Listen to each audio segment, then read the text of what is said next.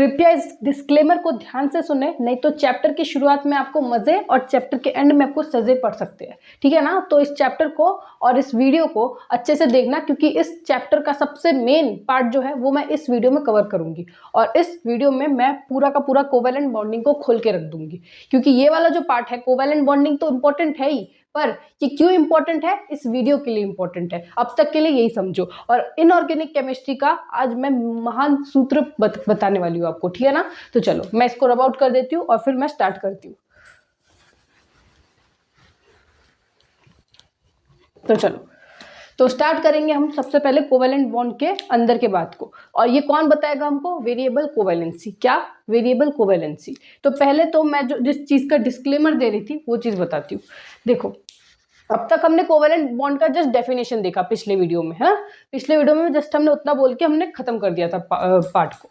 अच्छा, यहाँ पे क्या है, यहाँ पे आपको ये समझना पड़ेगा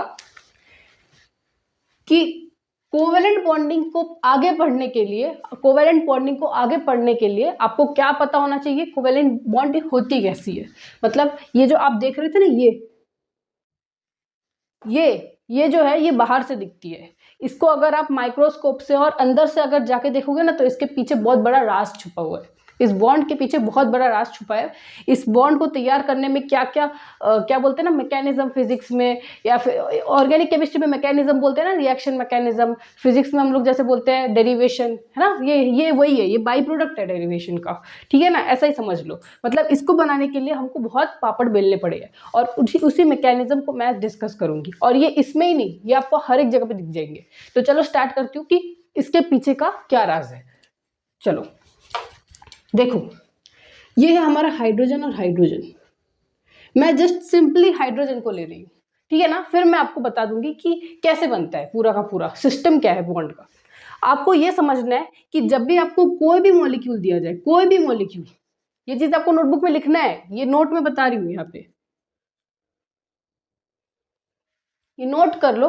कोई भी मॉलिक्यूल का अगर आपको कुछ भी बोला जाए, फॉर एग्जांपल आपको मान लो कि बॉन्ड एनर्जी निकालना हो, या बॉन्ड लेंथ निकालना हो, या कुछ भी बॉन्ड एंगल वगैरह कुछ भी निकालना हो, तो उन सबको करने के लिए आपको क्या करना पड़ेगा, ये स्टेप्स फॉलो करने पड़ेंगे। और ये स्टेप्स 90% ऑफ इनऑर्गेनिक केमिस्ट्री में बहुत काम आएंगे आपको।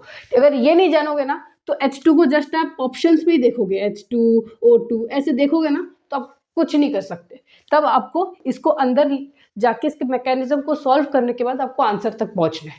तो उस चीज के लिए आपको ये चीज अच्छे से समझनी पड़ेगी कि इसको करने के स्टेप्स क्या है। स्टेप्स को जस्ट चेंज करो, ऊपर नीचे करो, तो आपको और दूसरे आंसर्स मिल जाएंगे। समझ रहे हो, ठीक है। तो पहले ये समझते हैं कि इसको सॉल्व करने के स्टेप्स क्या है, ठीक है ना। तो नंबर 1 स्टेप क्या होगा हमारा, सबसे पहले उसके इलेक्ट्रॉनिक कॉन्फ़िगरेशन पे जाओ। अभी जस्ट मैंने इससे पहले आपको बेसिक चीज पढ़ा था इनऑर्गेनिक का, क्या पढ़ा था, इलेक्ट्रॉनिक कॉन्फ़िगरेशन, जो कि मैंने आपको मूल कॉन्सेप्ट के बाद वाले चैप्टर में पढ़ा था, है ना, एटॉमिक स्ट्रक्चर में पढ़ा था। तो हमारा स्टेप 1 क्या रहेगा, सबसे पहले go to its electronic configuration.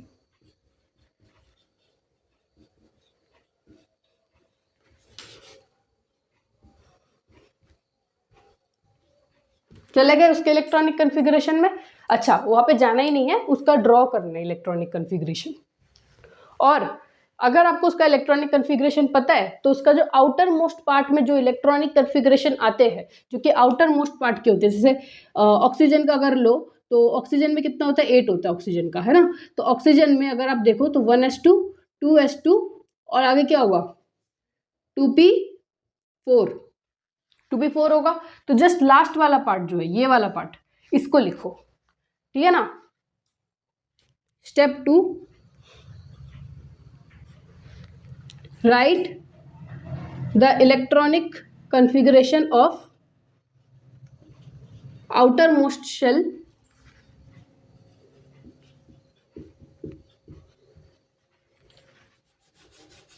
of that atom। उस एटम के आउटर मोस्ट शेल का जो भी इलेक्ट्रॉनिक कॉन्फ़िगरेशन है उसको लिख डालो। जैसे कि फॉर एग्जांपल दिस, आप इसको एग्जांपल के फॉर्म पे यहाँ पे लिख सकते हो, जैसे कि ऐसे एग्जांपल लिख के लिखो। ये बहुत इंपॉर्टेंट है, इसलिए मैं आपको बोल रही हूँ कि प्लीज लिखो इसको।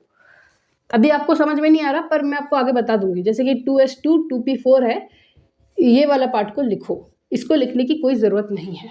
यहाँ पे आप लिख सकते हो नॉट रिक्वायर्ड, डेरिवेशन में इसकी ज़रूरत नहीं है, ठीक है ना। आगे बढ़ते हैं। तीसरा क्या है,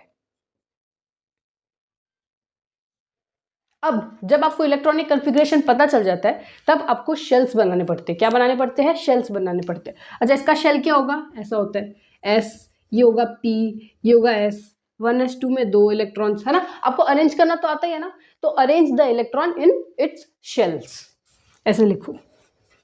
अगर अरेंज करना नहीं आता तो प्लीज़ आप मेरे प्रीवियस वीडियोस में जाओ, क्योंकि यहाँ पे मैं अरेंज करने जाऊंगी तो फिर मेरा पूरा वीडियो बहुत बड़ा हो जाएगा, ठीक है ना। Arrange the shells with electrons, electrons के साथ इन शेल्स को फिल करो। अब जो है, अब आता है मेन मुद्दा। यहाँ तक तो हर किसी को आता है और यहाँ तक आना भी चाहिए। अगर नहीं आता तो आपकी केमिस्ट्री थोड़ी सी बिगड़ी हुई है। अब अच्छे से पीरियोडिक टेबल को अच्छे से पढ़ के आओ, क्योंकि जब तक आपको इलेक्ट्रॉन उसका नंबर नहीं पता है ना कि इस एटम का कितना नंबर है, जो कि मैंने ट्रिक्स के साथ आपको पढ़ा है, तब तक आप इलेक्ट्रॉनिक कन्फिग्रेशन नहीं निकाल सकते, ठीक है ना। तो चलो आगे बढ़ते हैं स्टेप 4 में। हमारा चौथा स्टेप होता है कि नंबर ऑफ अनपेयर इलेक्ट्रॉन्स। अब देखो यहाँ पे आपको क्या होगा, यहाँ पे आपको मिलेगा अनपेयर इलेक्ट्रॉन्स। आपको पता है ना किस तरह से अरेंज करते हैं, तो आपको एक शेल में कहीं ना कहीं आपको अनपेयर इलेक्ट्रॉन्स दिख जाएंगे। तो ये यहाँ पे अगर आप देखो, यहाँ पे आपको अरेंज करने के लिए बोला है ना। आप एक काम करो, एग्जाम्पल के साथ यहाँ पे करते रहो। यहाँ पे अरेंज करना है ना, ये देखो 1s2 2s2 2p4 ना, ये देखो 2p4 1 2 3 4 अरेंज कर दिया। अब आपको क्या दिख रहा है? यहाँ पे शेल में 2 अनपेयर इलेक्ट्रॉन दिख रहा है। तो जस्ट हमारा फोर्थ स्टेप क्या हो जाता है, इसको रब आउट कर देती हूँ।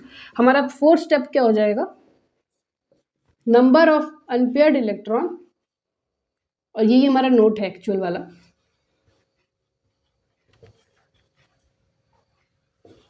Is equal to number of bonds.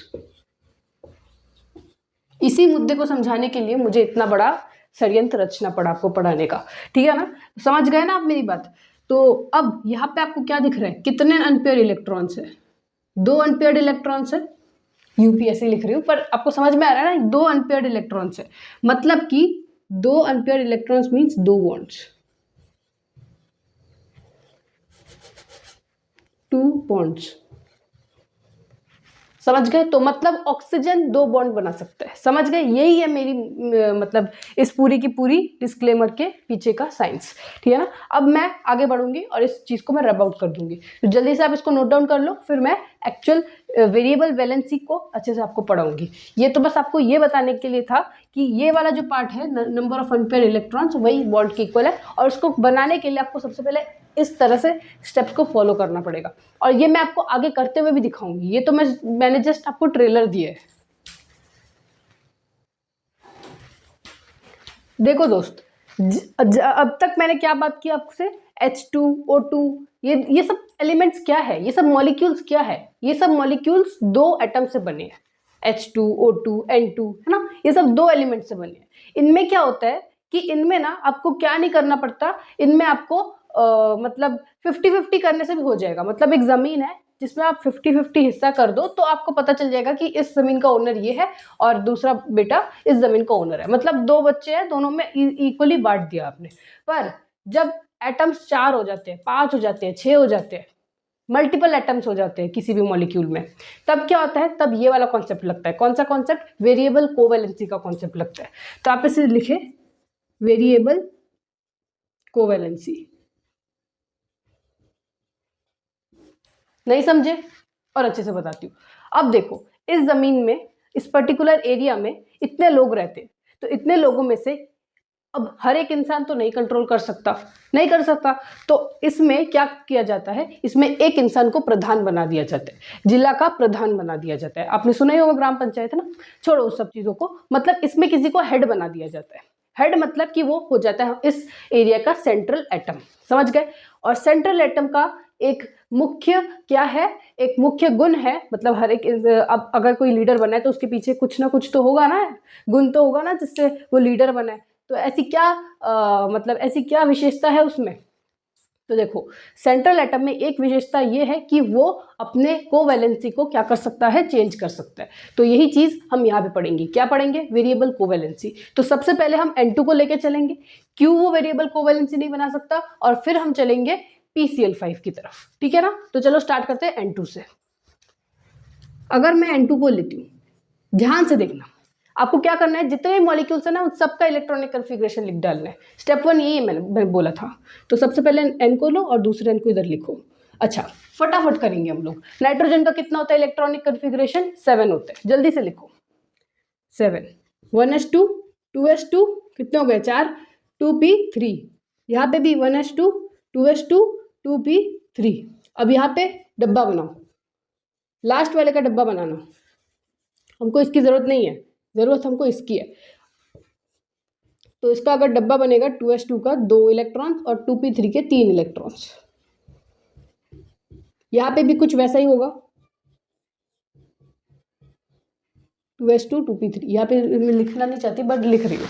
अच्छा ध्यान दो, अब मैंने क्या बोला था, number of unpaired electrons is equal to number of bonding. तो यहाँ पे अनपेयर्ड इलेक्ट्रॉन्स 3 है, यहाँ पे अनपेयर्ड इलेक्ट्रॉन्स 3 है। मतलब कितने बॉन्ड्स बनेंगे? 3 बॉन्ड्स बनेंगे। किसके बीच में? 2 नाइट्रोजन के बीच में। 1 2 3। समझ में आया? 3 बॉन्ड्स बनेंगे। तो ये हो गए 3 इलेक्ट्रॉन्स जो कि बॉन्डिंग को पार्टिसिपेट कर रहे हैं।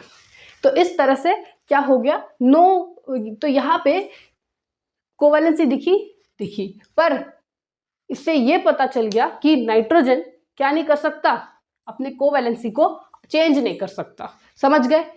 ठीक है, नाइट्रोजन कैन नॉट। अच्छा, नाइट्रोजन अपनी कोवैलेंसी को चेंज कर सकता है, उसके भी कंडीशंस है, पर इस कंडीशन में जिसमें नाइट्रोजन N2 के फॉर्म में है उसमें वो कोवैलेंसी इसको चेंज करने की जरूरत नहीं है, क्योंकि 50% दोनों को मिल रहा है बॉन्डिंग। अच्छा ना? ठीक है, तो यहाँ पे आप लिख सकते हो नाइट्रोजन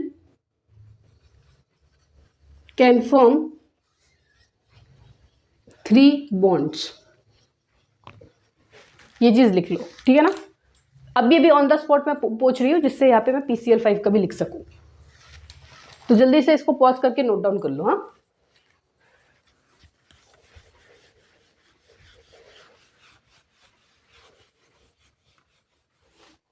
अब मैं आपको समझाऊंगी PCl5 का। ठीक है, तो यहाँ पे मैं PCl5 में पूरे के पूरे Cl5 का इस्तेमाल नहीं करना चाहती, इसमें जस्ट मैं फोस्फोरस का इस्तेमाल करके समझाती हूँ आपको। ठीक है ना? ध्यान देना। सबसे पहले मैं फोस्फोरस को लिखती हूँ। क्यों लिखूंगी? अगर आप इसके इलेक्ट्रॉनिक कन्फिग्रेशन को देखोगे ना, ये मैं बस ये बताना चाहती हूँ कि फोस्फोरस की औकात कितनी है। बाद में बॉन्डिंग करना मैं और आगे अच्छे से समझाऊंगी, अभी मैं क्लोरीन को नहीं लेना चाहती कंसिडरेशन में। ठीक है ना? तो पहले मैं आपको ये जो विशेषता बताई है मैंने PCl की, जो कि हमारा सेंट्रल एटम है, तो इस सेंट्रल एटम की औकात क्या है वो चीज़ हम पढ़ेंगे यहाँ पे। ठीक है ना? तो सबसे पहले हम पढ़ेंगे फोस्फोरस के बारे में। अच्छा, फोस्फोरस का क्या होता है? अगर फोस्फोरस का आप इलेक्ट्रॉनिक कन्फिग्रेशन ध्यान से देखोगे तो वहाँ पे आपको दिखेगा कि उसका इलेक्ट्रॉनिक कन्फिग्रेशन होता है 15। कितना होता है? 15। तो यहाँ पे लिखो 15। अब इसको अच्छे से अरेंज करो। अच्छा, 1s2 2s2 2p6 लिखने की कोई ज़रूरत है? नहीं है। ठीक है, यहाँ तक तो 10 हो ही जाएगा। आगे क्या होता है? 1s2 2s2 2p6 3s2 3p। अब रुको, यहाँ तक अगर 10 होता है, यहाँ पे 12 13 14 15 3p3 होता है। समझ गए? तो आपको क्या करना है, आपको जो लास्ट के जो एटम्स है ना, इनको उठा लेना है। क्या करना है? इनको उठा लेना है। जब आप इसको उठा लोगे तो आपको क्या दिखेगा? ये दिखेगा आपको। ये ग्राउंड स्टेट की बात कर रही हूँ, जब ये अपने नॉर्मल स्टेट में रहता है, जब ये एक सिटीजन बन के रहता है, जब इसको अपनी पावर दिखाने की कोई ज़रूरत नहीं पड़ती, तब की बात है ये। तो अगर आप इसको लिखोगे तो ऐसे दिखेगा आपको, 3s2 3p3। दिख गया? अब मुझे एक बात बताओ, ये फोस्फोरस का ग्रुप है। फोस्फोरस क्या कर सकता है अपने मतलब P ब्लॉक जो है वो D ब्लॉक तक भी जा सकता है, मतलब वो अपने कोवैलेंसी को और बढ़ा सकता है। क्यों बढ़ा सकता है? देखो, अगर मैं यहाँ पे D ब्लॉक एलिमेंट को जोड़ दूँ, जो कि यहाँ पे 0 है, अभी D ब्लॉक एलिमेंट पे कोई D ब्लॉक में कोई भी इलेक्ट्रॉन्स नहीं है, ये D ब्लॉक खाली पड़ा हुआ है। पड़ा है कि नहीं? पड़ा है। जस्ट बिकॉज कि ये इसकी साइज बड़ी है, हाँ, और ये नाइट्रोजन के नीचे आता है ना, तो इसकी जो पीरियड है, ये जो जिस पीरियड में है वो नाइट्रोजन से बड़ी है इसकी पीरियड, और वो डी ब्लॉक एलिमेंट के बिल्कुल नज़दीक है, तो ये अपने कोवैलेंसी को एक्सटेंड करके अपने इलेक्ट्रॉन्स को डी ब्लॉक एलिमेंट में भेज सकता है, पर ये नाइट्रोजन नहीं कर सकता। ये बात अच्छे से समझ लेना, ठीक है ना। That is why nitrogen can not be pentavalent, ये भी आप समझ लो। मतलब नाइट्रोजन के पास भी क्षमता है 5 करने की, 5 इलेक्ट्रॉन से 5 अनपेयर्ड इलेक्ट्रॉन का इस्तेमाल करके 5 बॉन्डिंग क्रिएट करने की, पर वो नहीं कर सकता क्योंकि उसमें डी ब्लॉक एलिमेंट्स अवेलेबल नहीं है, ठीक है ना। आगे बात करते हैं। बट अगर मैं यहाँ पे ग्राउंड स्टेट की जगह एक्साइटेड स्टेट बना दूं, ये ऐसी स्टेट है जिसमें अगर इसको थोड़ा पावर मिल गया, इसको जनता की पावर मिल गई, तब ये अपनी पावर दिखाता है, ठीक है ना। क्या पावर है इसमें? इसमें अपनी बॉन्ड एक्सटेंड करने की पावर है। मतलब कि ये देखो, ये जो इलेक्ट्रॉन है ना, ये इलेक्ट्रॉन को ये इस ऑर्बिटल में भेजकर क्या करेगा? अपने आप को स्टेबल करेगा। क्यों स्टेबल करेगा? क्योंकि यहाँ पे अनपेयर्ड इलेक्ट्रॉन्स और फुल पेयर्ड इलेक्ट्रॉन्स भी यहाँ पे स्टेबल है। समझ में आता है आपको, ठीक है ना। किसी भी शेल में अनपेयर्ड इलेक्ट्रॉन्स दिखे तो वो भी स्टेबल होता है, और फुल्ली पेयर्ड इलेक्ट्रॉन भी स्टेबल होता है। तो वो अपने, तो उसको फिर उसको पता है अगर मैं अपने से एक इलेक्ट्रॉन डोनेट भी कर दूं तो भी मुझे कोई दिक्कत नहीं आएगी, मैं अमीर का अमीर ही हूँ। तो जब उसने उस इलेक्ट्रॉन को डोनेट किया तो यहाँ पे इलेक्ट्रॉन आ गया। इस सब को क्या पता चलता है? अच्छा, पहले तो मुझे एक बात बताओ कि आपको एक्साइटेड स्टेट के बारे में पता है कुछ? अगर एक्साइटेड स्टेट के बारे में नहीं पता तो मैं बता दूं, ये एक ऐसा स्टेट होता है जिसमें जब इलेक्ट्रॉन ग्राउंड स्टेट में होता है, तब जब उसको एनर्जी मिलती है, तो एनर्जी मिलते ही वो इलेक्ट्रॉन एक शेल के ऊपर चला जाता है। मतलब वो अपना जो एक उसका जो घर है, उसके घर में जो इलेक्ट्रॉन है, इसको एनर्जी मिलते ही एक दूसरे अपर वाले शेल में वो जंप कर जाता है। तो यहाँ पे भी उस इलेक्ट्रॉन ने क्या किया? जंप किया यहाँ पे, ठीक है ना। एक्साइटेड स्टेट वो वाला स्टेट है। चलो, इसका मतलब क्या है? अब फोस्फोरस के पास कितने अनपेयर्ड इलेक्ट्रॉन है? 1 2 3 4 5, मतलब कि ये 5 बॉन्डिंग शो कर सकती है। अब ये क्लोरीन को मतलब बोल सकता है, क्लोरीन के कंपनी के पास जाके बोल सकता है कि मेरे पास आपके साथ पार्टनरशिप करने का बहुत अच्छा मौका है, आप आ जाइए। तो मतलब अब दोनों बॉन्ड फ्रीली और शेयरिंग के साथ बना सकते हैं। तो यहाँ पे आपको क्या लिखना है? फोस्फोरस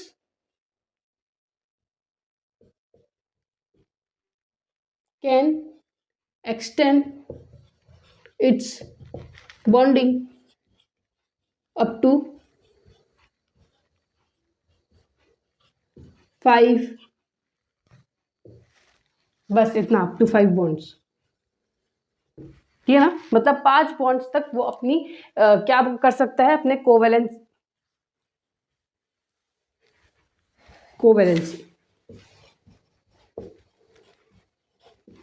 अप टू 5 बॉन्ड्स, ठीक है ना। वो मैं लिखते लिखते मेरी इंग्लिश भी इधर उधर हो जाती है।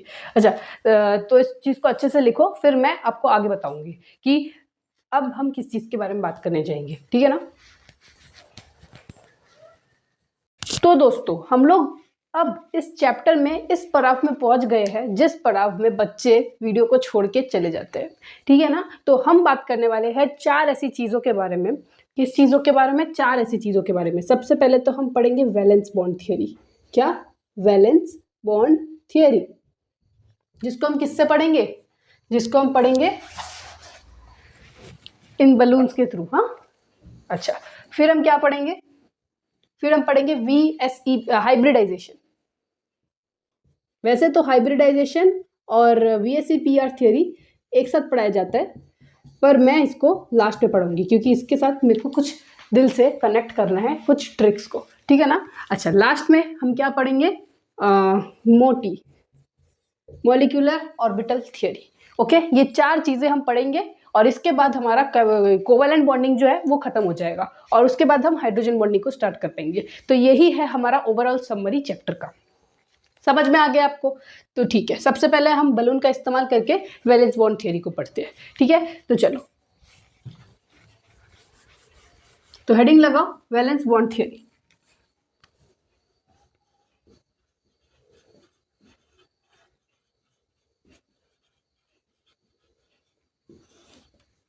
ठीक है, देखो नाम से आपको कुछ मतलब ऐसा दिमाग में नहीं कर लेना एज्यूम कि इसमें हम कुछ ऐसा कुछ हार्ड पढ़ने वाले हैं। यहाँ पे वैलेंस बॉन्ड थ्योरी का सिंपल एक ही मतलब है, वो है ओवरलैपिंग। क्या है? ओवरलैपिंग। एक चीज आपके दिमाग में अच्छे से बिठा लो, यहाँ पे हम क्या बोलने वाले हैं, यहाँ पे हम जो भी हमने ये बॉन्डिंग देखी थी, ये जो हमने बॉन्ड देखा था, इसमें इसको हमने जब डिराइव किया था, इससे जस्ट मैंने पिछले स्लाइड में जब डिराइव किया था तब मैंने बोला था इसको या तो इलेक्ट्रॉनिक कन्फिग्रेशन के माध्यम से सॉल्व करना होगा, या तो यह है दूसरा तरीका, यह है दूसरा डेरिवेशन इस चीज को निकालने का, इस पे माइक्रोस्कोप लगाओ। इसमें माइक्रोस्कोप लगा के जब आप देखोगे ध्यान से यहाँ पे हो क्या रहा है, यहाँ पे चल क्या रहा है, तो मैं बताती हूँ यहाँ पे क्या चल रहा है। यहाँ पे एक एटम जिसका कि एक प्यारा सा ऑर्बिटल है, दूसरे एटम के प्यारे से ऑर्बिटल के साथ मिलके क्या कर रहा है, एक ओवरलैपिंग क्रिएट कर रहा है, और इसी ओवरलैपिंग को हम क्या बोलते हैं, क्या नाम देते हैं, वैलेंस बॉन्ड थ्योरी। ठीक है ना, यही चीज सिंपली हम पढ़ने वाले हैं यहाँ पे। ठीक है, तो चलो बात करते हैं valence bond theory.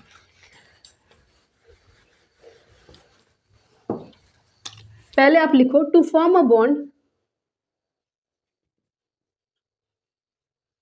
Orbitals must overlap.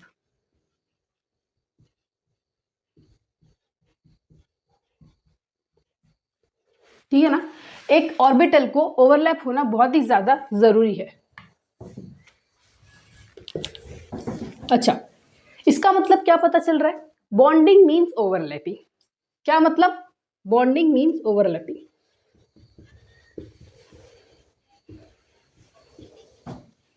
ऐसा मैं क्यों लिखवा रही हूं, बताती हूं। जितना ज्यादा स्ट्रॉन्गर बॉन्ड होगा, मतलब कि 2, 3, 4 दोनों एटम के बीच में बॉन्ड होगा, जैसे कि ये वाला, जैसे कि ये वाला, जितना ज्यादा होगा बॉन्ड, उतना ज्यादा क्या होगा, ओवरलैपिंग क्लोज होगी, उतनी ज्यादा क्लोजनेस होगी ओवरलैपिंग में। यहाँ पे देखो क्लोजनेस कितनी ज्यादा है कि नहीं, इसमें भी देखो क्लोजनेस कितनी ज्यादा है, इसमें देखो कितनी दूराई है, कितने दूर है ये। ठीक है ना, इस तरह से मैं आपको नहीं समझा सकती, पर मैं आपको ये बता रही हूँ कि यहाँ पे जो है ना, यहाँ पे इसने इसको इस तरह से पकड़ के रखा है, इस तरह से क्लोजली बॉन्डेड है कि इसके रिलेशनशिप को हम तोड़ नहीं सकते। समझ रहे हो ना, तो जितना ज्यादा, more the extent of overlapping,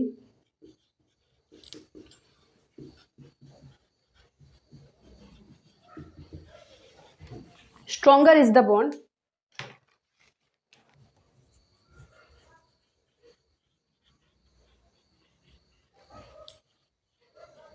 ठीक है ना, ये चीज अच्छे से लिख डालो। अच्छा, आगे बात करते हैं, जब ये ओवरलैपिंग होगी, यहाँ पे या तो आपको पॉजिटिव पॉजिटिव ओवरलैपिंग देखने को मिलेगी, या तो पॉजिटिव नेगेटिव देखने को मिलेगी। तो इसी के चलते हमारा वैलेंस बॉन्ड थियरी भी अलग अलग हिस्सों में टूटा हुआ है। आप इसको ऐसे मान लो कि वैलेंस बॉन्ड थियरी में पहला तो कॉन्सेप्ट है ओवरलैपिंग होगी। अब ओवरलैपिंग किसके बीच में होगी, इसमें आउटर मोस्ट शेल जो है ना इलेक्ट्रॉन का, एलिमेंट का आउटर मोस्ट शेल के जो इलेक्ट्रॉन्स है उनके साथ ओवरलैपिंग होगी, ये तो आपको भी पता है। तो इस ओवरलैपिंग को हम शेल से, है ना, ऑर्बिटल से हम क्या करते हैं, इसको रिप्रेजेंट करते हैं। तो अब मैं क्या करूंगी, ऑर्बिटल्स का इस्तेमाल करके ओवरलैप करवाऊंगी। पर यहाँ पे ऑर्बिटल्स के भी 2 टाइप होते हैं, and due to this valence bond theory के भी 2 टाइप्स होते हैं। ठीक है ना, उसको हम पढ़ेंगे अब। तो 2 टाइप क्या होते हैं, एक होता है पॉजिटिव ओवरलैपिंग, एक होती है नेगेटिव ओवरलैपिंग, और तीसरी होती है जीरो ओवरलैपिंग। तो पहले बात करते हैं पॉजिटिव ओवरलैपिंग के बारे में। पॉजिटिव ओवरलैपिंग,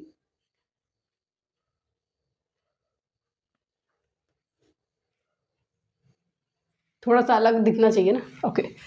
तो यहाँ पे क्या होता है, पॉजिटिव ओवरलैपिंग का मतलब ये नहीं कि पॉजिटिव बॉन्ड के साथ ही जुड़े, हाँ ये तो है इसका मतलब, पर इसका मतलब ये नहीं है कि सिर्फ पॉजिटिव वर्ड ही यूज होगा, यहाँ पे नेगेटिव वर्ड इन्वॉल्व नहीं होगा। देखो पॉजिटिव ओवरलैपिंग का मतलब ये है कि जो सेम साइन के ऑर्बिटल है वो ओवरलैप करे, भले ही वो पॉजिटिव हो भले ही वो नेगेटिव हो। मतलब कि मैं आपको बताती हूँ, मेरे पास है अभी बहुत सारे, देखो ये है एक पी ऑर्बिटल, क्या इसमें आपको दोनों दिख रहे हैं कि नहीं, हाँ ये एक पी ऑर्बिटल है, यहाँ पे आपको पॉजिटिव पार्ट दिख रहा है और ये है हमारा s ऑर्बिटल, ये भी पॉजिटिव वाला है। तो यहाँ पे ओवरलैपिंग कैसी होगी, यहाँ पे ओवरलैपिंग कुछ ऐसी होगी, यहाँ पे पॉजिटिव s ऑर्बिटल पॉजिटिव के साथ ओवरलैप करेगा। समझ में आ रहा है कि नहीं, ठीक है ना, इस तरह से ओवरलैपिंग होगी। तो इसको हम क्या बोलते हैं, पॉजिटिव पॉजिटिव ओवरलैपिंग।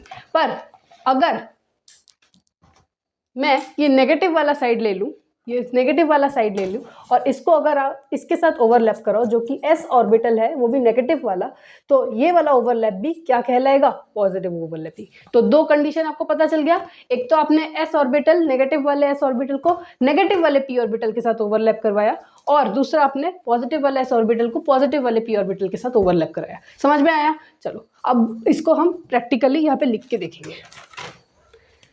देखो हमने क्या किया, एग्जाम्पल किसका लिया था, एक p ब्लॉक का लिया था, p ऑर्बिटल का लिया था जो कि यहाँ पे पॉजिटिव साइन, एक नेगेटिव साइन लिया था, और एक हमने क्या लिया था, s ऑर्बिटल लिया था जो कि हमने पॉजिटिव लिया था, s ऑर्बिटल। और इसका फाइनल हमको क्या मिला देखने को, ये मिला, ये नेगेटिव पॉजिटिव और ये पॉजिटिव, ये हमने किया पहला ओवरलैपिंग। दूसरा ओवरलैपिंग क्या होगा, दो कंडीशन है ना इसके, तो दो बता रही हूँ। दूसरा क्या होगा, एक तो पॉजिटिव एक तो नेगेटिव, इसको हमने किसके साथ करवा दिया, एक नेगेटिव के साथ, और इसके साथ इसके चलते हमको क्या मिला, नेगेटिव नेगेटिव और यहाँ पे पॉजिटिव। समझ में आया, ये s है ये p है और ये, अच्छा ये हाइब्रिडाइजेशन में आपको और अच्छे से पता चलेगा। यहाँ पे बस इतना याद रखो कि ये क्या है, ये ओवरलैपिंग है। ओके ये sp ओवरलैपिंग है। अच्छा एक और बात आपको बता दूं, यहाँ पे डेफिनेशन भी आपको लिखनी पड़ेगी जो कि मैंने पहले एग्जांपल लिखा दिया, तो यहाँ पे लिख देना, overlapping takes place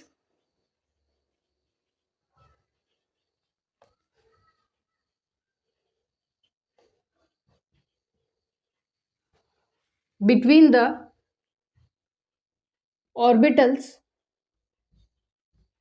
of similar sign। Sign important है, भले वो पॉजिटिव पॉजिटिव हो, पॉजिटिव पॉजिटिव और नेगेटिव नेगेटिव, ये होना चाहिए। अच्छा तो आपके दिमाग में क्वेश्चन आ रहा होगा कि क्या एस ही पी के साथ ऑर्बिटल कंबाइन कर सकता है, एस ऑर्बिटल ही पी ऑर्बिटल के साथ कंबाइन कर सकता है, क्या पी ऑर्बिटल के साथ नहीं कर सकता। तो आपका आंसर जो है ना, मैं लेके आती हूँ ऑर्बिटल्स,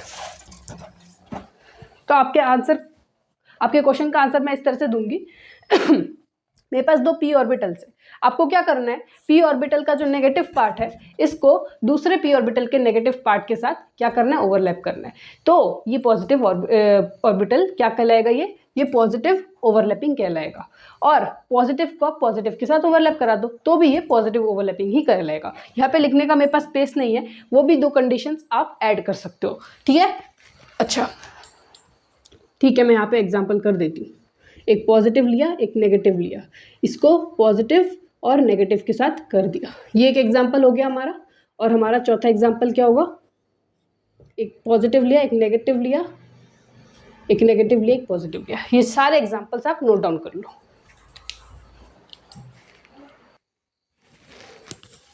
तो अब हम पढ़ेंगे नेगेटिव ओवरलैपिंग। तो जस्ट नेगेटिव ओवरलैपिंग उसका उल्टा है। अगर आप टाइम नहीं वेस्ट करना चाहते तो आप वीडियो को और आगे तक देख सकते हो, नेक्स्ट पार्ट में भी जा सकते हो। नेगेटिव ओवरलैपिंग का क्या कॉन्सेप्ट है, यहाँ पे ओवरलैपिंग किसके बीच में होती है, overlapping takes place between different sign. मतलब यहाँ पे अब साइन जो है वो क्या होना चाहिए, डिफरेंट होना चाहिए। मतलब कि अब ये जो p ब्लॉक, ये जो पॉजिटिव वाला p ऑर्बिटल है, ये नेगेटिव वाले p ऑर्बिटल के साथ क्या करना चाहिए, ओवरलैप करना चाहिए। समझ में आया, यहाँ पे भी कुछ वैसा ही कंडीशन है। और ये s के साथ आप सेम कर सकते हो। तो यहाँ पे मैं ज़्यादा और बलून्स का भी इस्तेमाल नहीं करूँगी, अब मैं इसके साथ सिर्फ खेलूँगी, ठीक है ना। इसी पर्पज़ के लिए लाई थी मैं बलून्स कुल्ला। अच्छा तो यहाँ पे हो गया पॉजिटिव नेगेटिव, जिसको किसके साथ कंबाइन कराना है, थोड़ा गंदा बन गया, एक मिनट, पॉजिटिव नेगेटिव के साथ। समझ में आया। एक और एग्जांपल ले लेते हैं। जल्दी बनाने के चक्कर में खराब हो जाता है।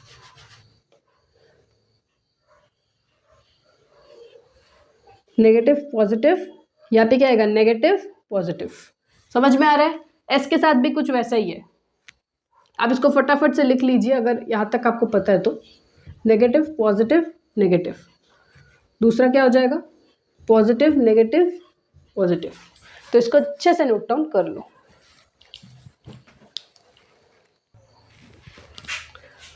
तो अब हम आ गए हैं थर्ड पार्ट में, जो कि है हमारा क्या, जीरो ओवरलैपिंग।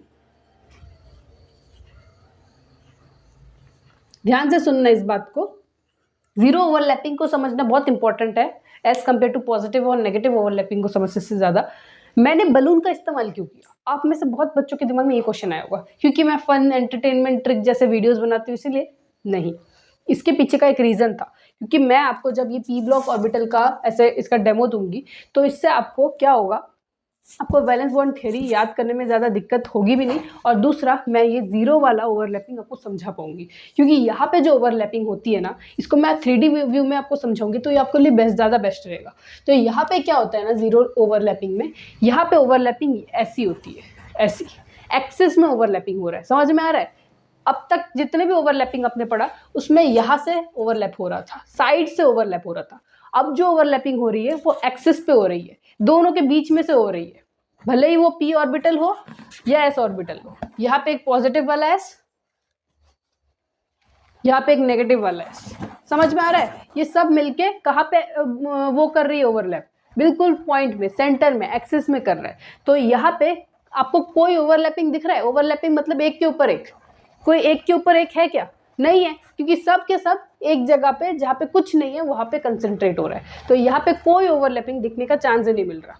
और हमने अभी क्या किया, हमने किसका एग्जाम्पल देखा, अभी अभी हमने बलून से किसका एग्जाम्पल देखा, हमने क्या किया, एक पी लिया जिसमें मैंने पॉजिटिव लिया, एक नेगेटिव लिया, जिसके साथ मैंने क्या जोड़ा,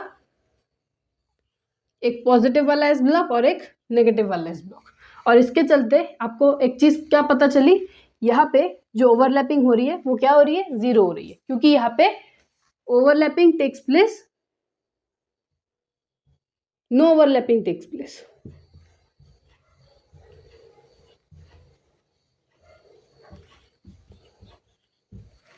और all the orbitals combine at the node. Due to this region कोई भी ओवरलैपिंग नहीं होता है। ठीक है ना? तो इस चीज को आप अच्छे से नोट डाउन कर लो, फिर हम आगे बढ़ेंगे। अच्छा, आगे बढ़ने से पहले मैं आपको एक और बात बता दूं, यहाँ पे मेरा एक पी ब्लॉक ऑर्बिटल का जो है ना वो एक छोटा हो गया, मतलब उसकी हवा चली गई। हाँ, पर मैं आपको बता देती हूँ क्या क्या बताना चाहती थी मैं। ये देखो, मैं इसी का एग्जांपल लेके बताती हूँ। ये देखो, ये हमारा पी ऑर्बिटल है। अगर मैं इस पी ऑर्बिटल को एक्स एक्सिस में रखती हूँ, ठीक है ना, और ये दूसरा है मेरे पास, मान लो कि ये दूसरा वाला पी ऑर्बिटल है। अभी मेरा पी ऑर्बिटल जो है ना उसकी हवा निकल गई है, तो मैं अभी इसी का एग्जांपल लेती हूँ। ये हमारा पी ऑर्बिटल है जो कि हमारा एक्स एक्सिस में है, और ये इसका मैंने एक लाइन ड्रॉ की है जो कि एक्स एक्सिस में ऐसे ठहरा हुआ है। तो मुझे एक एग्जाम्पल बताओ जो कि जीरो ओवरलैपिंग कर सकता है। क्या मैं एक दूसरा पी ऑर्बिटल ले सकती हूँ जो कि एक्स एक्सिस में ही ओवरलैप करे? क्या ये पॉसिबल है ओवरलैपिंग के लिए? नहीं है। ऐसे इस तरह से आपको सोचना पड़ेगा। क्या पी ऑर्बिटल जो कि एक्स एक्सिस में है, पी एक्स के साथ ओवरलैप कर सकता है? नहीं कर सकता। तो वो किस में आ जाएगा, या तो पॉजिटिव या तो नेगेटिव के एग्जाम्पल में आ जाएगा। पर अगर मैं पी वाई या पी जेड ले लेती हूँ जिसका कि एक्सिस इस तरह से होता है, तो यहाँ पे जीरो ओवरलैपिंग पॉसिबल है। समझ में आया? ये बात बहुत इंपॉर्टेंट है। ये एग्जांपल मैं लिखवाना भूल गई, तो मैं इस चीज़ को यहाँ पे अच्छे से मेंशन करना चाहती हूँ कि अगर कोई पी, अच्छा पॉजिटिव नेगेटिव लिख दो जो भी लिखना है, अगर कोई पी वाई, मान लो पी वाई एक एक्सिस है, अगर इसके साथ अगर आपको ओवरलैपिंग करानी है तो यहाँ पे पी वाई नहीं, यहाँ पे एक पी एक्स को लेना पड़ेगा ओवरलैपिंग के लिए। समझ में आया? जिससे कि पॉसिबल हो जाए ओवरलैपिंग। किस तरह का? इस तरह का, पॉजिटिव नेगेटिव नेगेटिव पॉजिटिव, मतलब ऐसा। समझ में आ रहा है? तो इसको भी एक एग्जाम्पल में ये भी एक एग्जाम्पल में आ जाता है पॉजिटिव और नेगेटिव ओवरलैपिंग के। ये है px और ये है py। ठीक है, चलो अब इसको नोट डाउन करो, इसके बाद हम कंडीशंस पढ़ेंगे ओवरलैपिंग के। तो दोस्तों अब हेडिंग लगाओ कंडीशंस ऑफ ओवरलैपिंग। क्या? Conditions of overlapping. ठीक है ना, मैं इस चीज को जल्दी से जल्दी खत्म करना चाहती हूँ। ठीक है ना, अच्छा पहला कंडीशन क्या है? जितना ज्यादा क्लोजनेस होगी ओवरलैपिंग में, उतनी ज्यादा क्या होगी? उतनी ज्यादा ओवरलैपिंग हो सकती है, उतनी ज्यादा स्ट्रांग होगी बॉन्ड, उतनी ज्यादा ओवरलैपिंग की मतलब उतनी ज्यादा हमारी एक्सटेंट ओवरलैपिंग की हो जाएगी। मतलब किस चीज को मैं इंग्लिश में अगर लिखवाऊं तो more the close bond is, more will be the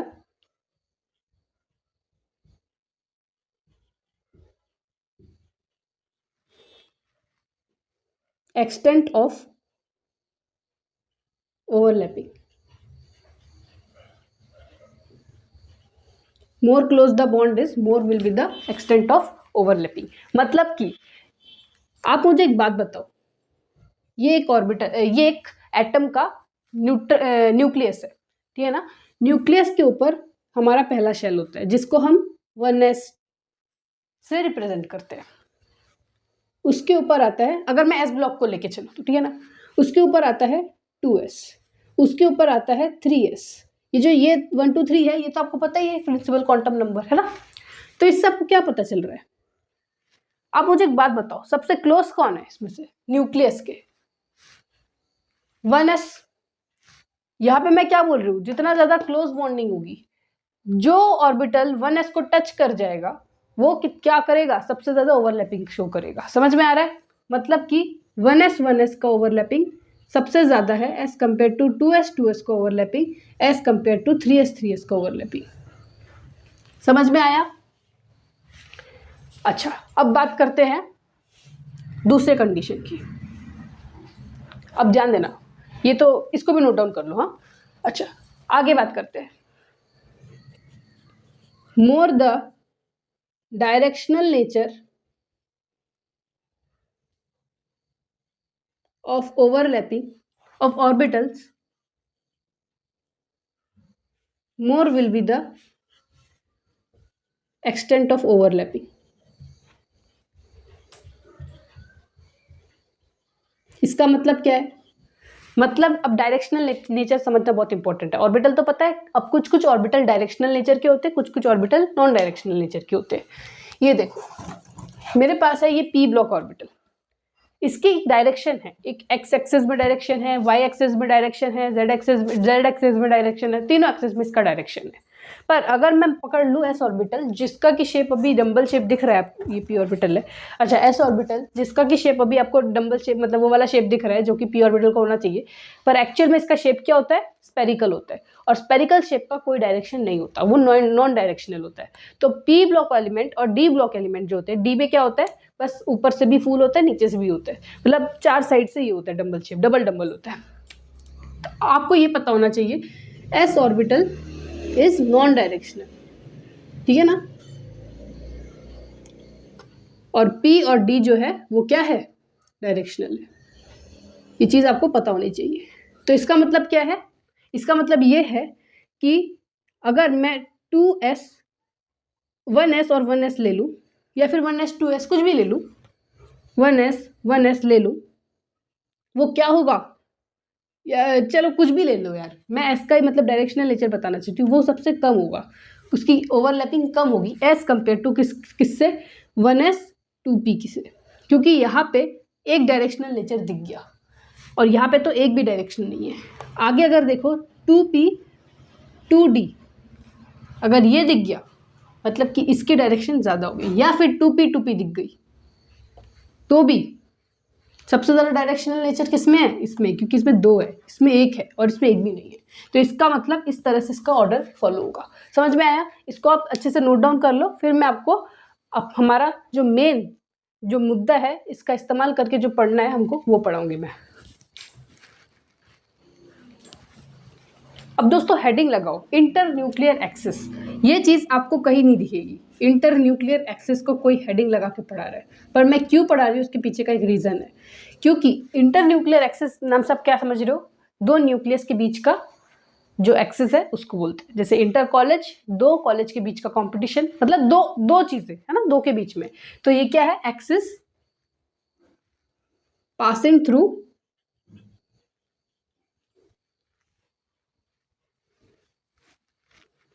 to nucleus.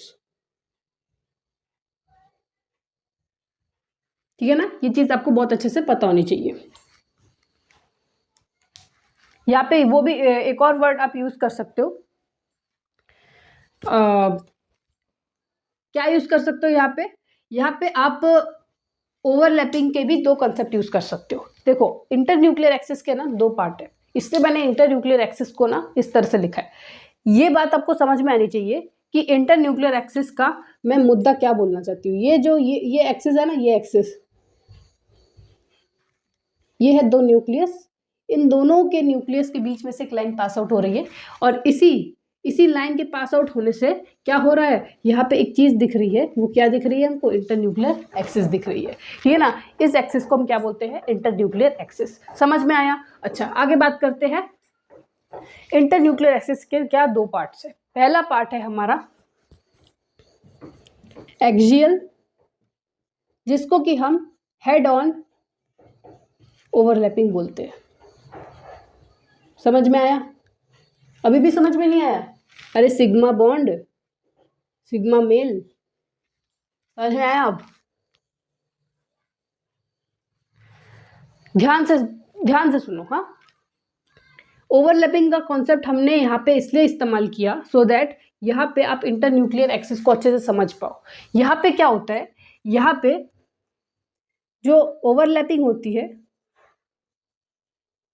Overlapping takes place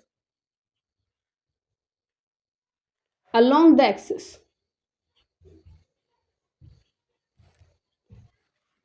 देखो ये है एक एक्सिस,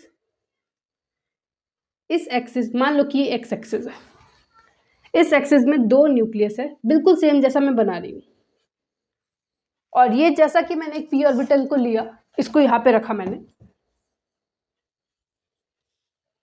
समझ में आया। अच्छा ये मुझे उतना अच्छा लग नहीं रहा है, मैं आपको अच्छे से बना के दिखाती हूँ।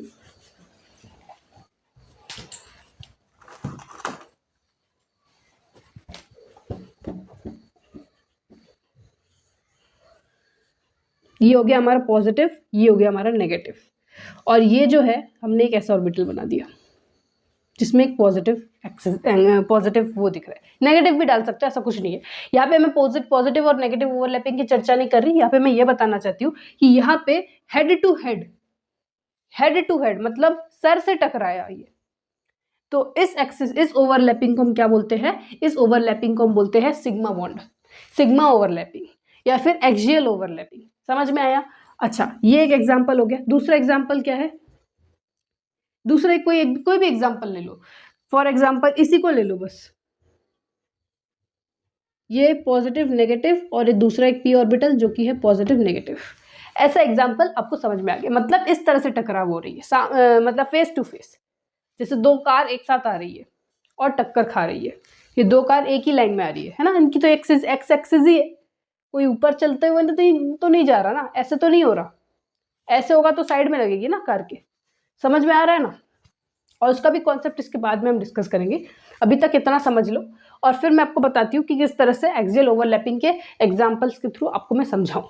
तो पहले तो मैं इसको रब आउट करती हूँ, फिर समझाती हूँ इसका एक एग्जाम्पल। हाँ, तो इसका एग्जाम्पल लेती हूँ मैं हाइड्रोजन का, H2 का, जो कि बहुत सिंपल पड़ेगा मेरे लिए। क्यों, क्योंकि मैंने आपको स्टेप्स पढ़ाया है जस्ट इस वीडियो के स्टार्टिंग में, किस तरह से आपको एक मॉलिक्यूल का इस्तेमाल करके डेरिवेशन करना है। कैसे डेरिवेशन करना है, आप दो हाइड्रोजन को इस तरह से लिख दो, उसका इलेक्ट्रॉनिक कन्फिग्रेशन लिख दो। इलेक्ट्रॉनिक कन्फिग्रेशन है 1s1, इसका भी है 1s1, इसका एक शेल्डर का डब्बा बना दो जो कि एक ही रहेगा, जो कि 1s में फिट आ जाएगा।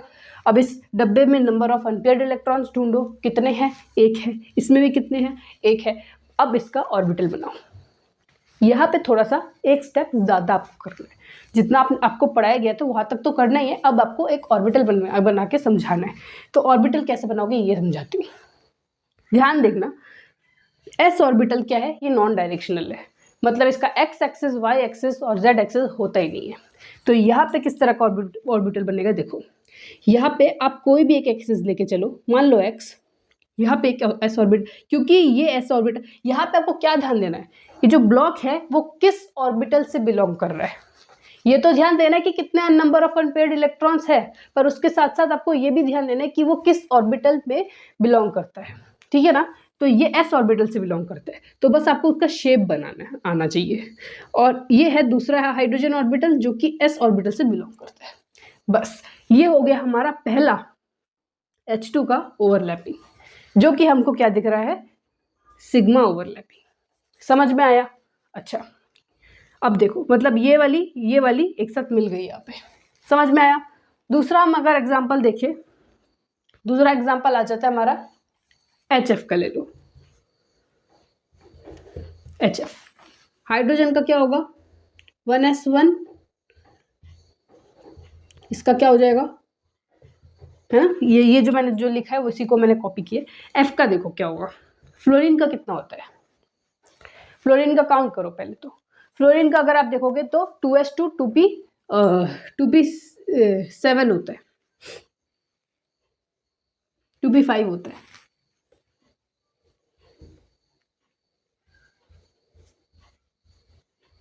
क्योंकि 5 + 2 7 होगा, है ना। चलो, और एक्चुअल में कितने होते हैं इसमें, 9 होते हैं। 1s2 को मैंने इसलिए नहीं लिखा क्योंकि अगर मैं 1s2 का भी लिखूंगी तो उसकी कोई ज़रूरत नहीं पड़ेगी, आउटर मोस्ट शेल में जो भी चीज़ें होती हैं उन्हीं का इस्तेमाल करना पड़ता है, मैंने आपको इससे पहले भी बताया था। तो इसका अगर मैं बनाने जाऊँ तो इस तरह का बनेगा, 2s जिसका कि फुल्ली फिल्ड है। ऐसे ही इस फॉर्मेलिटी के लिए मैंने लिखा है, वैसे इसकी भी कोई ज़रूरत नहीं है, ज़रूरत इसकी है जो कि है 2p 1 2 3 4 5, इस तरह से अरेंज करो। अब देखो कि कितने अनपेयर्ड इलेक्ट्रॉन है, एक तो ये और एक तो ये, और किस ऑर्बिटल का है, नहीं तो आप ड्राइंग नहीं बना पाओगे। पहले तो ये एस ग्रुप से है, तो इसको कोई एक्सिस से फर्क पड़ता नहीं है, तो अगर आप एक्स भी लोगे तो कोई दिक्कत नहीं है। तो एक्स एक्सिस में एस बना लो, बना लिया। ये किसका एस है, ये हाइड्रोजन का एस है। अच्छा, अब एक पी से आएगा, और पी का भी आपको स्ट्रक्चर बनाना आता है, तो बस यही है इसका, इस तरह से इसका स्ट्रक्चर बन गया, और ये है sp ओवरलैपिंग। समझ में आया? और ये भी सिग्मा बॉन्ड शो कर रहा है, तो इससे आपको पता चल जाएगा कि सिग्मा बॉन्ड किस तरह से शो कर सकते हैं। अच्छा, आगे हम बात करेंगे पाई बॉन्ड के बारे में। अब हम पढ़ेंगे एक्सियल नहीं, अब हम पढ़ेंगे पैरेलल ओवरलैपिंग। क्या? Parallel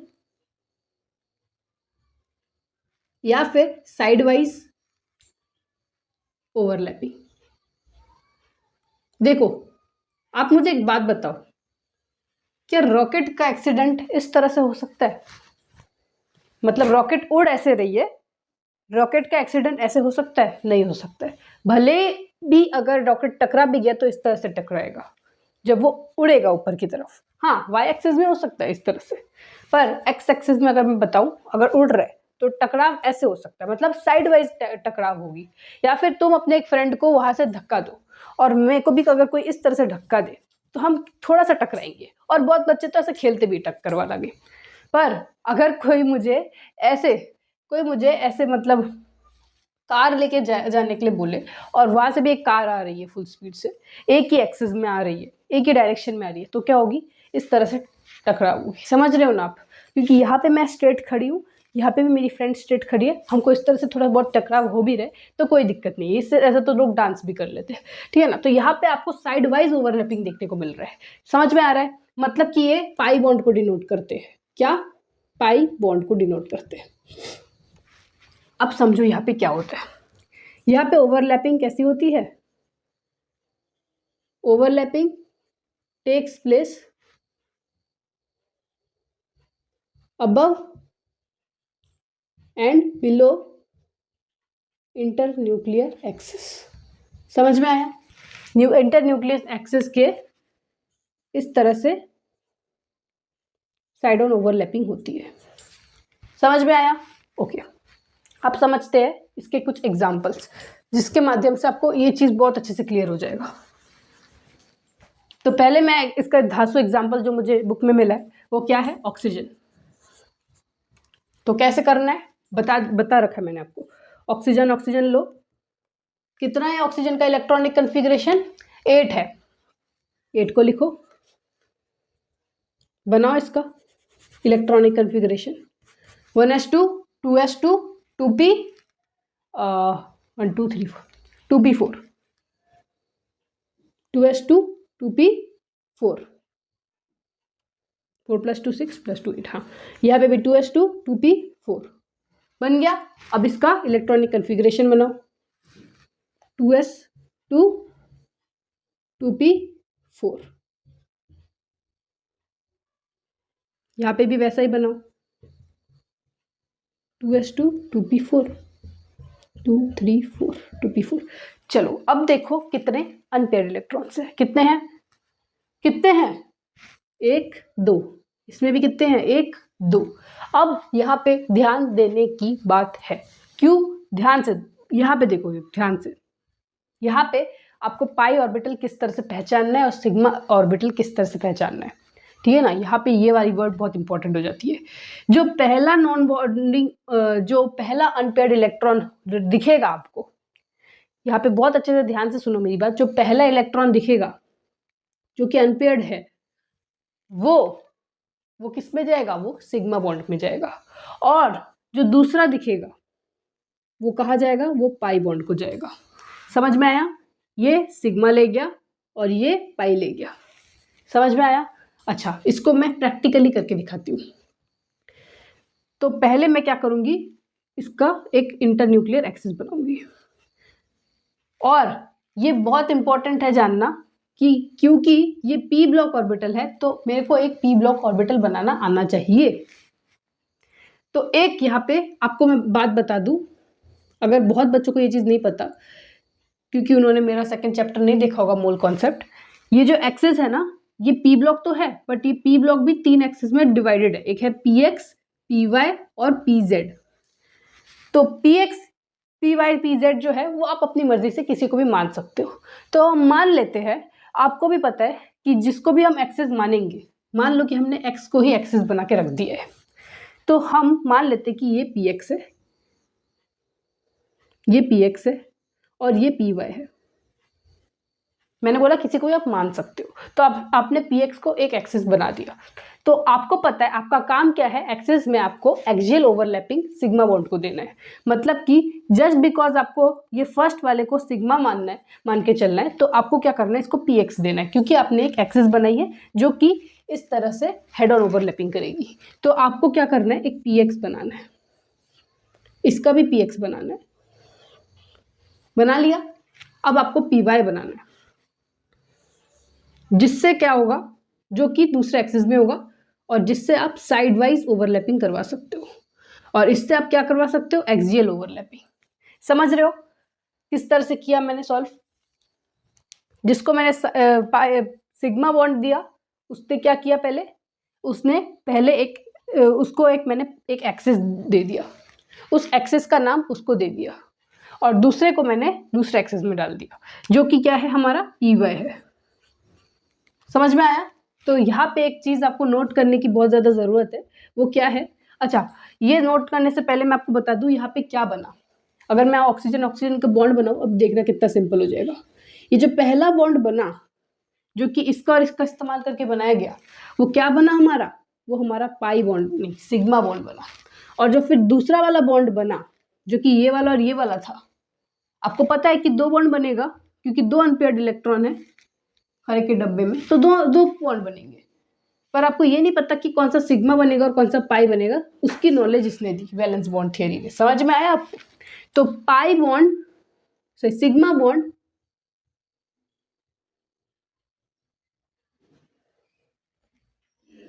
will come first, then pi bond is used.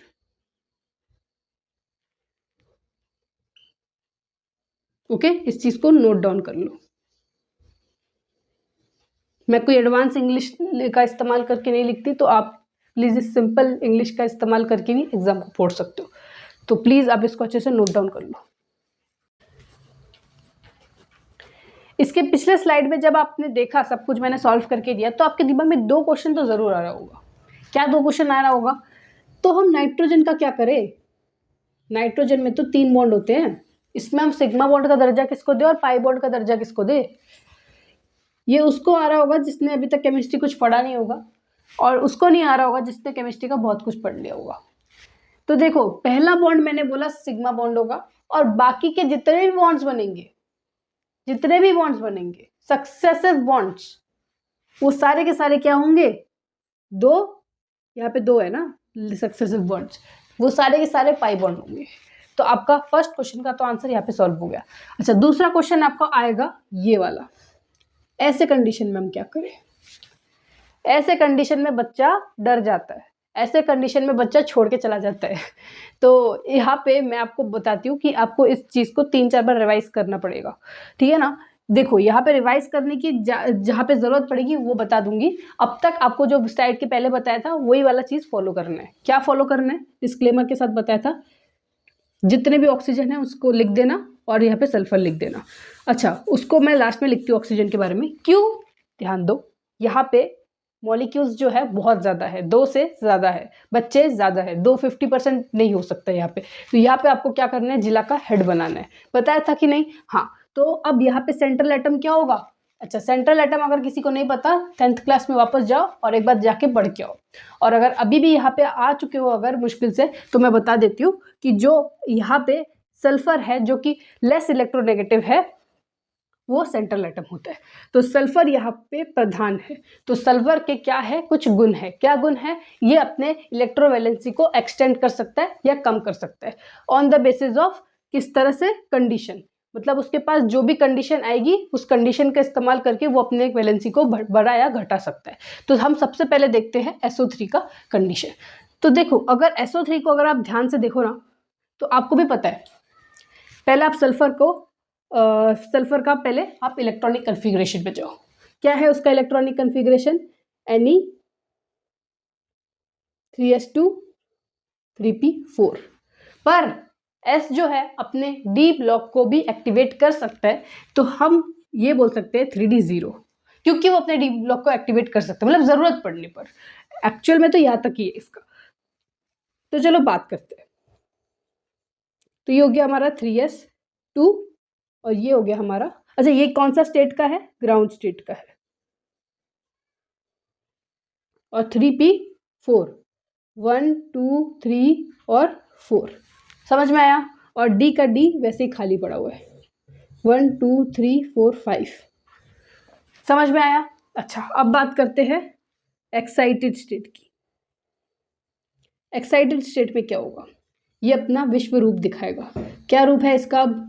अब ये क्या करेगा? अब इसको पता है इसके पास 2 ऑर्बिटल्स है, 2 अनपेयर्ड ऑर्बिटल्स है, ठीक है ना। ये 2 अनपेयर्ड इलेक्ट्रॉन है और इसके पास प्रेजेंट कितने हैं? 3 है। तो ये 3 को 2 इक्वल, मतलब 3 को 2 चीज नहीं दे सकता, मतलब 2 टॉफीज 3 इंसान में नहीं बांट सकता इक्वली। तो इसको क्या करना पड़ेगा? अपने रूप को बढ़ाना पड़ेगा, अपने पावर को बढ़ाना पड़ेगा, है ना, अपने आप को एक्सटेंड करना पड़ेगा, सो दैट वो 3 क्रिएट कर सके अपने आप से, ठीक है ना। तो वो क्या करेगा? 3 इलेक्ट्रॉन क्रिएट करेगा। कैसे? अपने कोवैलेंसी को एक्सटेंड करके। और वो कैसे करेगा? जब हम इसको एक्साइटेड स्टेट देंगे। तो अब क्या होगा? यहाँ से एक इलेक्ट्रॉन निकल के कहाँ जाएगा? इधर जाएगा। तो अब ये ऐसा हो जाएगा, देखो 3 हो गया। अब देखो ये हो गया 4। अब मुझे एक बात बताओ, 3 में 4 इलेक्ट्रॉन बांटोगे तो भी क्या आपको इक्वलिटी मिलेगी? नहीं मिलेगी। जब तक इक्वलिटी मिल नहीं जाती तब तक इसको करते रहो। पर ऐसे भी कुछ कंडीशन आते हैं जिसमें इक्वलिटी नहीं होती। आपने भी कुछ देखे होंगे, जैसे कि ओजोन, इस तरह से उसका स्ट्रक्चर होता है। इसके पीछे का भी रीज़न होता है जो कि मैं आपको आगे बताऊंगी। वही चीज़ ये प्रूव नहीं कर पाया, इसलिए इसके भी कुछ ड्रॉबैक्स है, ठीक है ना। उसको छोड़ो, पहले आप इसको समझ लो। तो देखो, अब ये 4 तो नहीं दे सकता, तो इसको क्या करना पड़ेगा, इसको एक और एक्साइटेड स्टेट देना पड़ेगा। क्यों देना पड़ेगा, देखो अगर ये इलेक्ट्रॉन यहाँ पे कूद के चला जाए तो कितने इलेक्ट्रॉन होंगे, 1 2 3 4 5 6। अब वो 3 को 6 इलेक्ट्रॉन तो दे सकता है, कैसे दे सकता है, एक को 2 इलेक्ट्रॉन मिल जाएंगे, 3 इंसान को 6 टॉफीज तो बांटी जा सकती है ना, हर एक को 2-2 टॉफीज मिल जाएंगी ना। तो यहाँ पे आपको क्या करना है, इसको भी यहाँ पे भेज देना है, और इससे क्या होगा, ये फर्स्ट एक्साइटेड स्टेट था, अब हम सेकेंड एक्साइटेड स्टेट में भेजेंगे। यहाँ पे क्या होगा, 1 इलेक्ट्रॉन रह जाएगा, यहाँ पे 3, और यहाँ पे क्या हो जाएगा, यहाँ पे 2। इससे आपको पता चल जाएगा कि यहाँ पे 6 इलेक्ट्रॉन देने की काबिलियत है, ये यहाँ तक अपने आप को खींच सकता है। तो इसने खींच के अपने आप को इतना काबिल बना लिया सो दैट ये इसको बांट सके। तो इसकी जो अभी इस स्टेट में इसका इलेक्ट्रॉनिक कन्फिग्रेशन क्या है, Ne है, 3s2 है, 3p4 भी है और 3d2 भी है, अगर आप ध्यान से देखो तो, ठीक है ना। यहाँ पे क्या था, 3d1 आ गया था, यहाँ पे 3d0 था, समझ रहे हो ना। अच्छा अब ध्यान से देखना, अब यहाँ पे आ जाती है एक्चुअल प्रॉब्लम। बहुत बच्चों को क्वेश्चन आता है ना, प्रॉब्लम कहाँ पे आती है, यहाँ पे आती है। अब ऑक्सीजन को मैं बार बार अब तक मैं जितना भी जहाँ से भी करके आ रही हूँ, ऑक्सीजन को तो मैं बार बार लिख ही रही हूँ। तो मैं क्या करती हूँ, यहाँ पे ऑक्सीजन का सब में सेम करके देती हूँ। अब इस बार मैं स्टार्टिंग वाला प्रोसेस नहीं यूज़ करूँगी, नॉर्मली लिख ही दूंगी इसका पूरा डब्बा। 2p4 ही होता है ना इसका, तो 1 2 3 4, इसका भी 1 2 3 4, 1 2 3 4, इसका भी 1 2 3 4।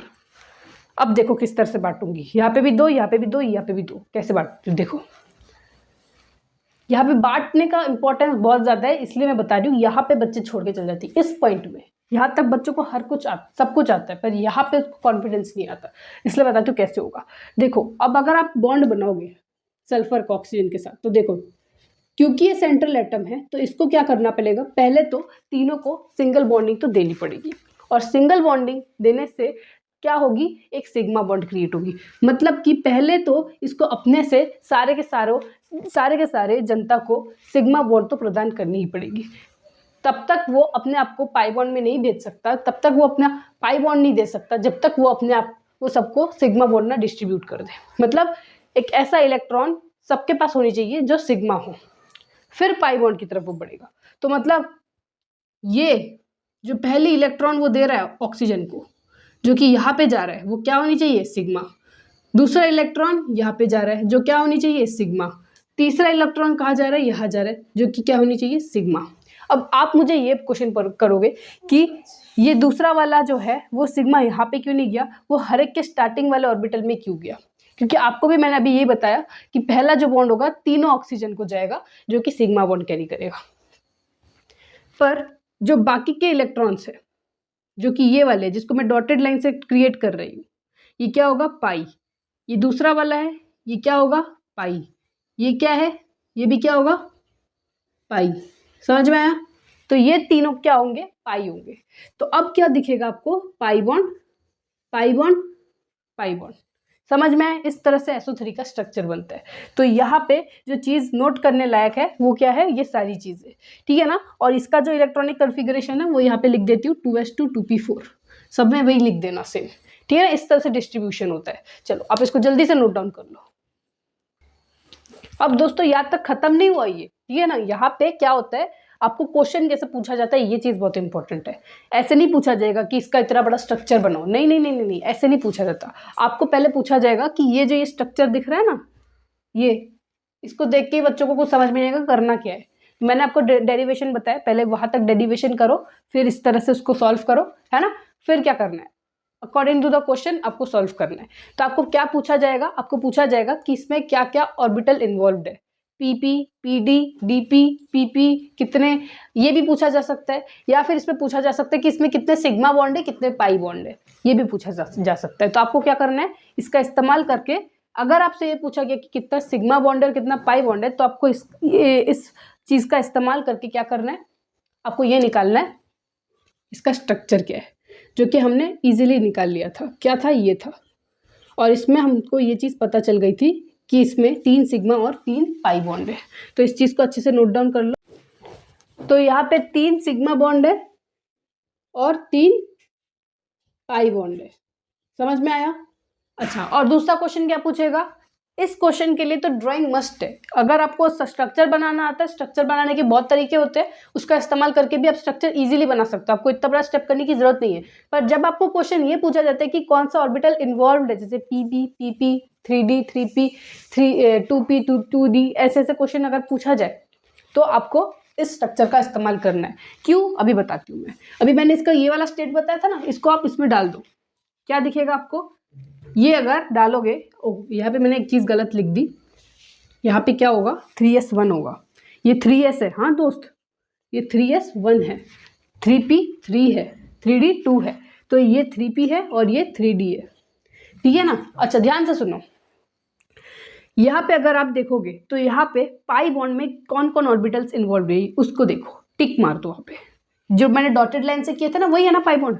ये भी डॉटेड लाइन से किए थे, ये भी डॉटेड लाइन से किया था, ये मतलब कि 3p। अच्छा, यहाँ पे देखो, यहाँ पे कौन कौन से इन्वॉल्व है, यहाँ पे भी वो टिक कर दो, ये वाला और ये वाला। अच्छा, ये कौन से ऑर्बिटल्स का है? ये मैंने लास्ट वाले का लिया है, मतलब 2p वाला लिया है मैंने। ये 2s2 2p4 तो होता है इसका इलेक्ट्रॉनिक कन्फिग्रेशन, पर ये शेल किसका है? ये 2p का है, 2p4 का है ये, तो ये 2p का शेल है, मतलब कि 2p का इस्तेमाल सब जगह किया गया है। तो यहाँ पे 2p तो सब में यूज हुआ है, और हमें पता है कि 3 पाई बॉन्ड का इस्तेमाल किया गया, तो 3 आपने 2p लिख दिए। अच्छा, तीनों 2p अलग अलग बॉन्ड्स के साथ, अलग अलग ब्लॉक के साथ अटैच्ड है। पहला वाला 2p 3p के साथ अटैच्ड है, दूसरा वाला 2p 3d के साथ अटैच्ड है, और तीसरा वाला 2p भी 3d के साथ अटैच्ड है। अब समझ में आया कितने पाई बॉन्ड्स इन्वॉल्व थे? समझ में आया? अब यहाँ पे खत्म होता है हमारा इस कॉन्सेप्ट को समझना। आगे बढ़ते हैं।